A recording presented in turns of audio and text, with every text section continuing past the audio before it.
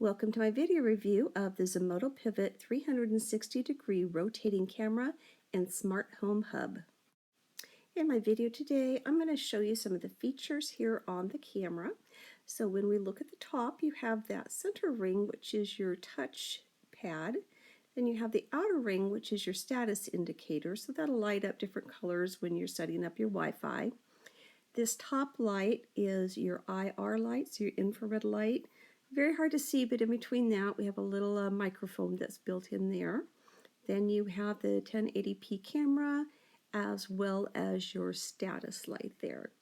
Now on the very bottom we have a speaker that is built into that, and on the back is where we have the charging port, and I already have the cable plugged into that as well.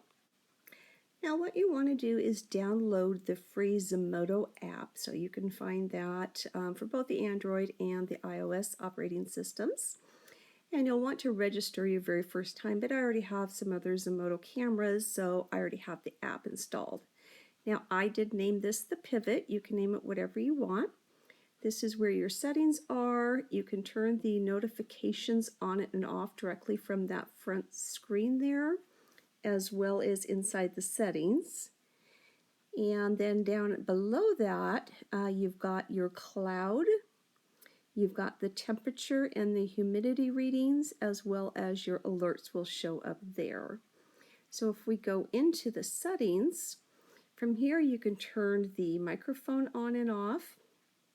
You can also turn the automatic night vision on and off, the screen inverted. You can turn off the 360-degree notification settings, your sharing management, storage management, camera schedule, accessories and presettings. We're going to get into that in just a bit. And then of course your temperature and humidity. If we go back to the front again, let's go ahead and take a look at the actual camera itself now. Now, across the bottom of the screen, you have a little pop-up window that you can go ahead and do video recording on just by pressing that button. And in the upper left-hand corner, it does a little countdown to show you how long you have been recording. Just press it again to turn it off. It shows that that video has been saved. You can press the camera button to take a screenshot. And then I have the microphone turned off right now, but you can do the two-way audio. And then we also have a choice between low definition and high definition. So for the most part, staying in low definition is going to be your best bet because that's going to save on your recording space. But when you're in high definition, you can actually zoom in on objects. So that is pretty cool. If you were to take a photo, though, it would not show that zoomed in. You might want to do a screenshot of your phone instead. And then by pressing the arrows to the left or the right, you can go ahead and adjust what the camera is looking at. And it does have a very wide angle of vision, so it can see a lot more than my iPad is definitely picking up. Now, I've turned it away from light, so the infrared lights have kicked on. And this is going to give you an idea of what it's going to look like when you have low light conditions. So I'm going to turn it off, my lights in the room, and now you can see we've switched over and I have the lights off, or pretty much off. I've got a hallway light that's kind of showing through, and this will give you a better idea of what it's going to look like in really dark conditions and how well it actually picks up the lights. And you can see very well with that. Okay, so let's go back here and we're going to look at setting up your notifications. So you can actually select what time and day of the week that you can get your notifications, or you can just turn it off right there at the top. Sharing management's nice is if you have somebody that you want to share your device with so they could look at your camera, you can do that. This will show you how much of your available 16 gigabytes of memory that you've used. And then you can also purchase additional cloud storage for it as well. You can also select a time and date that you have the camera actually working. So if you don't want it working, say at 2 o'clock in the morning from 6 o'clock, you can set it so it doesn't work.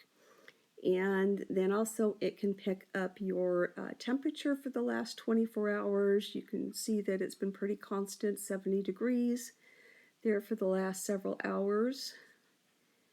And then we can also do the same thing. Oh, also you can switch between Fahrenheit and Celsius right there too. So you can choose what kind of reading you're going to get for that. And then it's pretty much the same thing if we go into the humidity. You can see what the humidity has been within that room during the last several hours. Look at the day, look at the month, and then it gives you an average of that.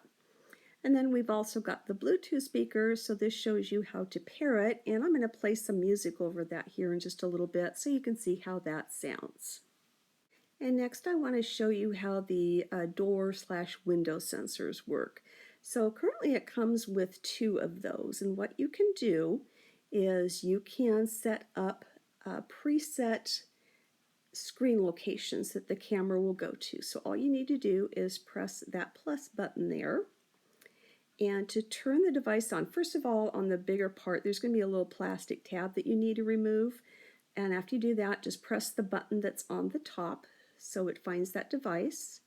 Then you want to name it and give it a password as well. So I'm going to name this front door because that's where I'm going to put it.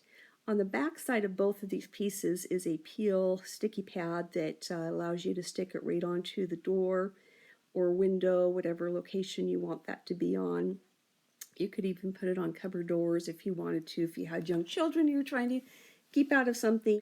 And then it asks you if you want to go ahead and set up your preset position. So to do that, what you need to do is just go ahead and say okay, tap that plus button at the bottom, and then what you want to do is go ahead and make sure that you know what position you want to have it aimed at. So for example, my front door, I'm going to aim that over at my wine hutch because right now we're sitting in our lounge area.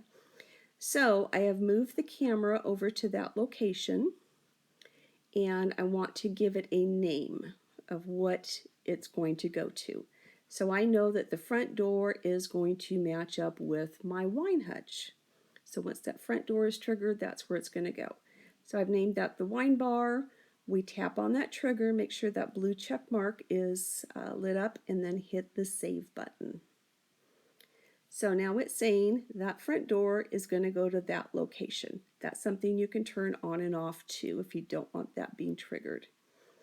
So what I'm going to do now is make sure that I have my alerts turned on. And I want to make sure that you can see that what happens when this alerts. So you can see I took the top off. The camera is now moving. And it is going to go ahead and alert me that the front door alarm has been triggered. And it has now moved over. So as you can see on the screen, it's gone over to the wine bar. So let me open that up so you can see it a little bit better. But we are now looking at the wine bar. And again, that area is not getting enough light, so it's gone into the IR mode. I'm going to go ahead and move it back over to where it originally was.